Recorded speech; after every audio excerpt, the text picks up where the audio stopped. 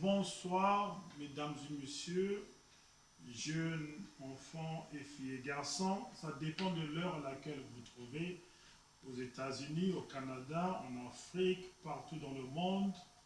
Je vous remercie infiniment de m'avoir prêté cette attention. Je me présente au nom du coach Chris. Je m'appelle Jean-Noël Christian, mais souvent les gens m'appellent coach Chris. Et aujourd'hui, je suis venu devant vous pour vous présenter une vision. Une vision que Dieu m'a donnée ce mois d'avril, dont je vais partager avec vous. Et le livre nous dit souvent que quand Dieu vous donne une vision, il vous donne la provision. Et je vais lire le livre d'un écrivain et prophète qu'on appelle Samuel pour vous parler de cette vision. Et avant tout de lire que cette émission, on va l'intituler le Christologue News.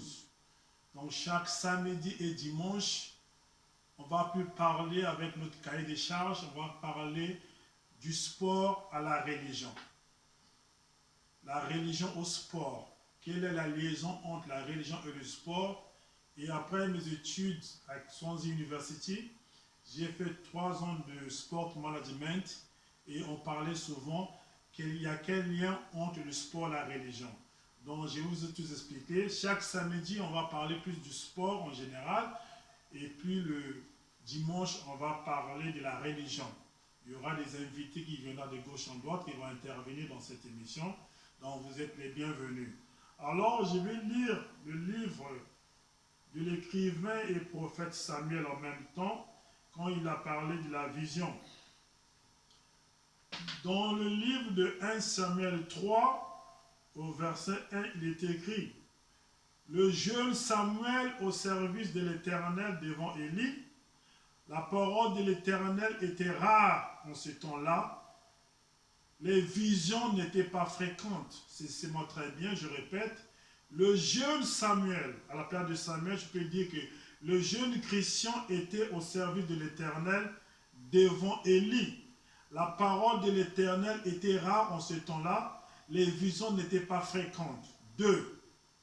En ce même temps, Élie, qui commençait à avoir les yeux troublés et ne pouvait plus voir, était couché à sa place. 3. La lampe de Dieu n'était pas encore éteinte et Samuel était couché dans le temple de l'Éternel où était l'arche de Dieu. 4. Toujours dans le livre de 1 Samuel, verset 4. Chapitre 3, verset 4. Alors l'Éternel appela Samuel et lui répondit: me voici. 5. Et il courut vers Élie et dit: me voici, car tu m'as appelé.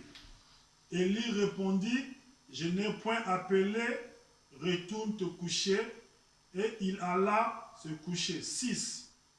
L'Éternel appela de nouveau. Pour la deuxième fois, l'Éternel appelle Samuel, ou bien l'Éternel appelle Christian. Et Jean-Noël, Samuel se leva, alla vers Élie et dit: me voici, car tu m'as appelé. Élie, le prophète, répondit: je n'ai point appelé mon fils, retourne te coucher. Samuel ou Jean-Noël ou Christian ne connaissaient pas encore l'Éternel et la parole de l'Éternel ne lui avait pas encore été révélée. 8. L'Éternel appela encore de nouveau pour la 3e fois. Il appela Samuel, il appela Christian, il appela Jean-Noël.